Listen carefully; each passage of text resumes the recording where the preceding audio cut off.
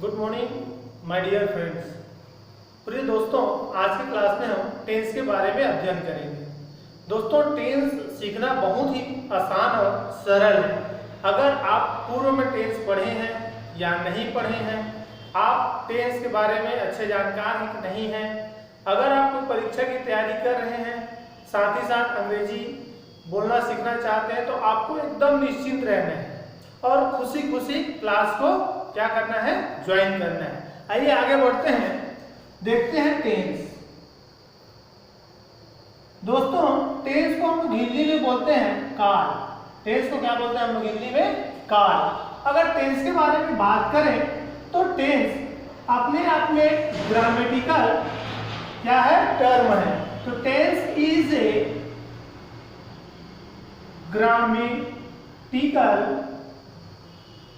Term. कहने का मतलब टेंस व्याकरण से संबंधित है। दूसरी बात, अगर टेंस की परिभाषा देखा जाए तो टेंस क्या है? तो tense change the form of verb to express the time of an action. Tense change the form of verb to express the time of an action. दोस्तों, टेंस कार्य के मुताबिक वर्ब में जो परिवर्तन करता है या वर्ब में जो परिवर्तन होता है उसी को हम टेंस के नाम से जानते हैं। टेंस के मुख्य रूप से 3 प्रकार हैं। There are 3 kinds of tense. Tense के मुख्य रूप से 3 प्रकार हैं, जिसमें से आपका पहला है प्रेजेंट टेंस, दूसरा है पास्ट टेंस और तीसरा है फ्यूचर टेंस। दोस्तों, प्रेजेंट टेंस जिसे हम लोग वर्तमान काल के रूप में जानते हैं, पास्ट टेंस जिसे हम लोग भूतकाल के रूप में जानते हैं, और फ्यूचर टेंस जिसे हम लोग भविष्य काल के रूप में जानते हैं। दोस्तों, ये टेंस के प्रमुख भाग हैं। अब हम इसमें से प्रेजेंट टेंस के बारे में आगे अध्ययन करेंगे।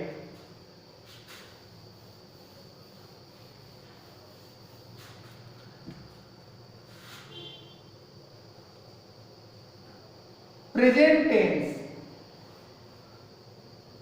अगर प्रेजेंट टेंस के बारे में बात करें तो हम प्रेजेंट टेंस को क्या कहते हैं? वर्तमान काल। दोस्तों, प्रेजेंट टेंस की अगर परिभाषा के बारे में देखें तो प्रेजेंट टेंस क्या है? तो an action which is done at the present time. Present tense अर्थात वर्तमान काल की परिभाषा कर देखें तो an action which is done at the present time. कहने का मतलब वर्तमान में किसी कार्य का होना बताया जाए, उसी को हम लोग प्रेजेंट टेंस कहते हैं। अगर प्रेजेंट टेंस के बारे में देखें तो there are 4 kinds of present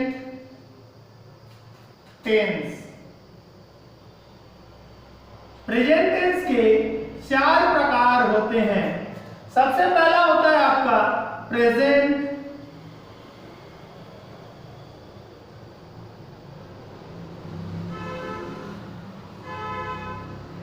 present indefinite tense. दूसरा होता है आपका प्रेजेंट कॉन्टिन्यूअस टेंस। दूसरा क्या होता है? Present continuous tense. तीसरा होता है प्रेजेंट परफेक्ट टेंस। तीसरा क्या होता है आपका? Present perfect tense. और चौथा होता है प्रेजेंट परफेक्ट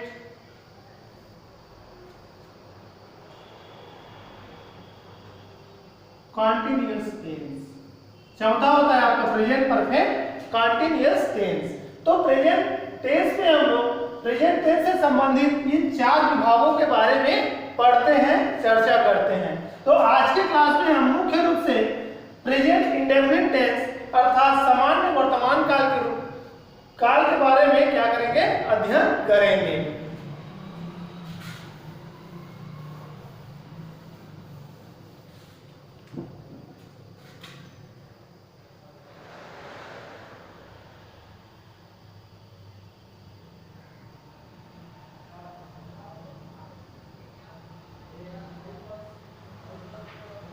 दोस्तों, प्रेजेंट इंडेफिनिट टेंस या सिंपल प्रेजेंट टेंस, जिसे हिंदी में हम लोग बोलते हैं सामान्य वर्तमान काल।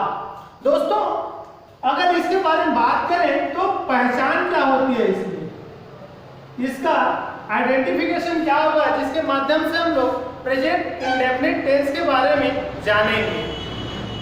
तो पहचान होगा ता है, ती है और ते हैं। ता है, ती है और ते हैं। अगर आप कोई सेंटेंस या वाक्य बनाने जा रहे हैं और वहां पर ता है, ती है और ते है अगर आपके वाक्य में आता है तो वो प्रेजेंट टेंस या प्रेजेंट इंडेफिनिट टेंस से संबंधित है। अब इसकी अगर कुछ विशेष बनावट या इसके विशेष उपयोग के बारे में अगर देखें तो इसका मुख्य रूप से प्रयोग कहाँ होता है, या हम प्रेजेंट इंडेफिनिट टेंस में किससे संबंधित चीजों का अध्ययन करते हैं। तो देखो, हैबिचुअल मीन्स होता है आदतन या फिर रेगुलर।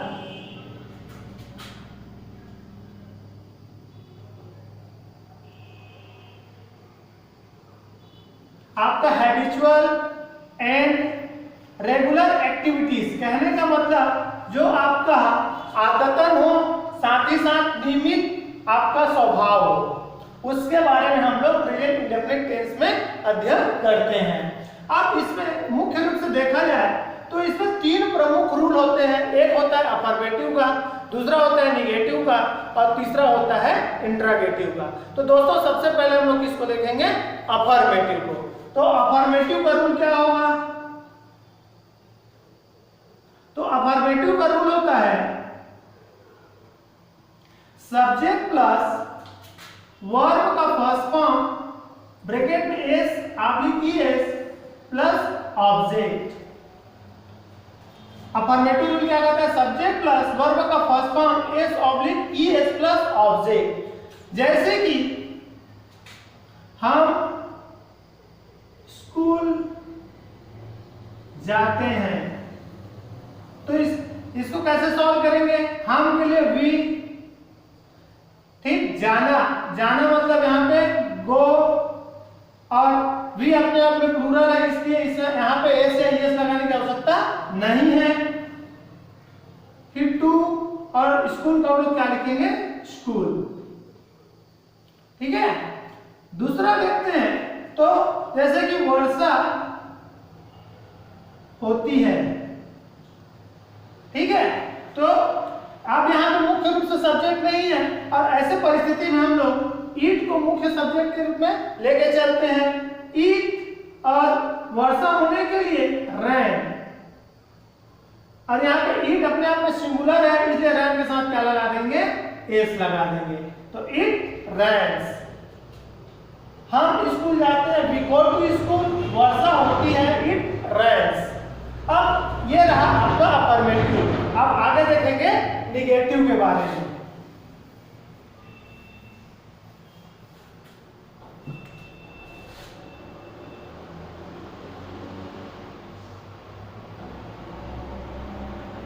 निगेटिव रूल क्या कहता है?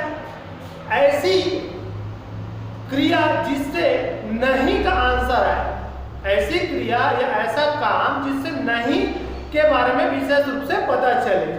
तो इसका रूल क्या हो जाएगा? Subject plus do oblique does plus not plus verb का फर्स्ट फॉर्म प्लस ऑब्जेक्ट। ये हो गया आपका rule. Subject plus do oblique does plus not plus verb का फर्स्ट फॉर्म प्लस ऑब्जेक्ट। अब जैसे कि बच्चे झगड़ा नहीं करते हैं, और दूसरा है वह व्यापार नहीं करता है। अब यहाँ पे बात नहीं से आ रही है, झगड़ा करने को हम लोग क्या बोलते हैं? यहाँ पे फाइट, झगड़ा करने को फाइट, और यहाँ पे व्यापार करने के लिए ट्रेड, व्यापार करने के लिए प्रमुख रूप से क्या लगाएंगे? ट्रेड। अब इसको हम लोग क्या है रूल के माध्यम से बनाना चालू करेंगे। तो बच्चे मतलब चिल्ड्रन, तो द चिल्ड्रन। अब चिल्ड्रन मतलब क्या? अपने आप में एक से ज्यादा है, इसलिए प्लूरल होगा। प्लूरल में हम लोग क्या लगाते हैं? डू, नहीं के लिए not, fight. The children do not fight. अब वह के लिए ही, अब करता है मतलब वो लड़का है, तो ही, और ही अपने आप में सिंगुलर है, एक वचन, इसलिए डज, नहीं के लिए नॉट, और व्यापार करने के लिए trade. He does not trade, वह व्यापार नहीं करता है। दोस्तों ये रहा आपका निगेटिव रूल। अब इसके बाद हम क्या करेंगे? इसका इंट्रोगेटिव रूल देखेंगे। अब क्या करेंगे? इंट्रोगेटिव के बारे में अध्ययन करेंगे।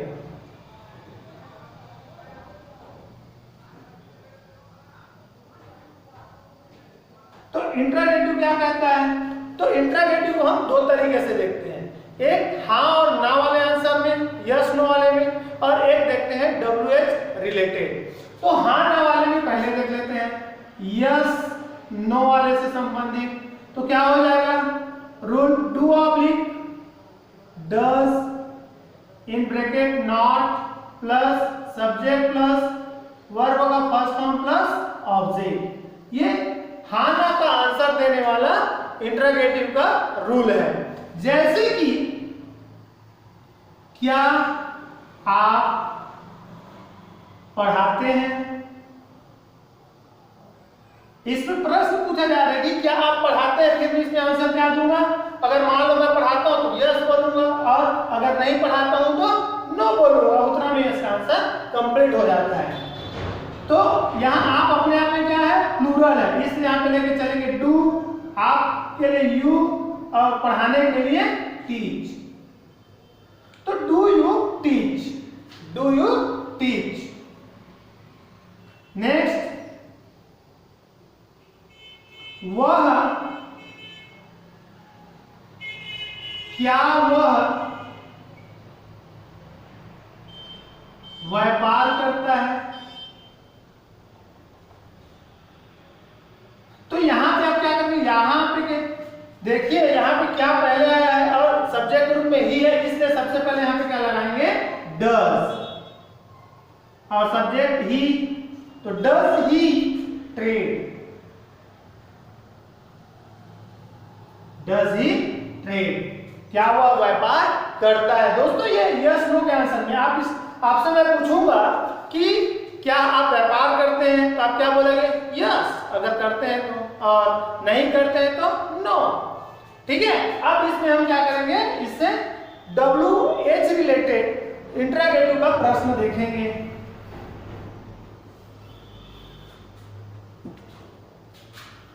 WH रूल क्या कहता है? WH dash dash do oblique does in bracket not plus subject plus verb का फर्स्ट फॉर्म प्लस ऑब्जेक्ट। ये दोस्तों आपका क्या है? रूल है। WH dash dash do oblique does in bracket not plus subject plus verb का first form plus object. ठीक है, अब इसमें क्या करेंगे? हम कुछ उदाहरण देखेंगे कि आप कौन सी पुस्तक पढ़ते हैं। तो याद रखना है कौन सी मतलब विच। प्रश्नवाचक में WH में यहां पे क्या लगाएंगे? कौन सी के लिए? विच। तो सबसे पहले हम क्या लगाएंगे? विच, क्योंकि WH है तो यहां लगाएंगे विच। और विच के साथ हमेशा क्या लगता है? ऑब्जेक्ट, इसलिए हम लोग यहां पे क्या लगा लेंगे? बुक। और उसके बाद क्या लगाना है? डू या डज। आप अपने आप में प्लूरल है इसलिए do, you. Which book do you, और यहां पे पढ़ना मतलब रीड। ठीक है, तो which book do you read, आप कौन सी पुस्तक पढ़ते हैं। दूसरा प्रश्न है वे कब खाना खाते हैं। ये भी WH क्वेश्चन है। कब, कब के लिए यहां पे क्या लगा लेंगे? व्हेन। वे अपने आप में क्या है? प्लूरल है, इसलिए हम लोग यहां पे डू लगा लेंगे। यहां से उठाएंगे तो क्या लगेगा? टू। वे के लिए क्या लगाएंगे? तो दे। और खाने के लिए टेक, और खाना फूड। तो वे डू दे टेक फूड, वे कब खाना खाते हैं। तो दोस्तों ये WH रिलेटेड रूल है। WH रिलेटेड रूल में हम क्वेश्चन ऐसे बनाते हैं। अब प्रेजेंट इंडेफिनिट टेंस से कुछ मुख्य बातें, जैसे कि हमको कहां पर एस लगाना चाहिए और कहां पे ES। तो सबसे पहले बात करें तो I, you, we, they, plural number के साथ एस या ES नहीं लगता है। याद रखिएगा, I, you, we, they plural number कहने का मतलब कोई वस्तु जो सजी हो या निर्जीव हो, मनुष्य, कोई जानवर जो अपने आप में एक से अधिक हो, वो अपने आप में प्लूरल होते हैं और उसके साथ एस या ES का प्रयोग नहीं होता है। साथ ही साथ he, she, it,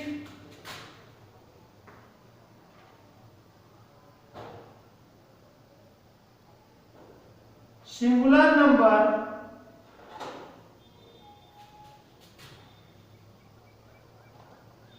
third person. Singular number हो कहने का मतलब अपने आप में क्या हो? एक वचन हो। कोई वस्तु हो सकता है, कोई चीज हो सकता है जो सजीव या निर्जीव हो सकता है, कोई व्यक्ति हो सकता है, कोई आधिकारिक क्षेत्र हो सकते हैं, जो अपने आप में क्या हो? एक हो, के साथ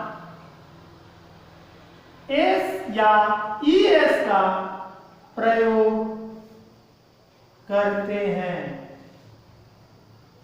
he, she, it singular number third person के साथ एस या ES का प्रयोग करते हैं। अब दोस्तों यहाँ पे दो मुख्य बात है, एस और ES का प्रयोग अलग अलग जगह होता है और हम उसको पहचानेंगे कैसे। तो दोस्तों एस और ES, तो ये याद रखना ES के लिए specially S, double S, CH, SH, O, X और J। अगर आप कोई सेंटेंस बनाने जा रहे हैं और उसमें आपका जो वर्ब आ रहा है, उसके वर्ब के अंतिम का जो इंग्लिश का अक्षर है वो या तो S होना चाहिए, या डबल S होना चाहिए, या CH होना चाहिए, या फिर SH होना चाहिए, चाहिए या फिर ओ या एक्स या जेड। साथ ही साथ आपका सब्जेक्ट सिंगुलर होना चाहिए। जब आपका सब्जेक्ट सिंगुलर हो और आपका वर्ब का अंतिम अक्षर अगर S double S C H S H O X और जेड है तो वहां पे आप लोग क्या लगाएंगे, ई एस लगाएंगे।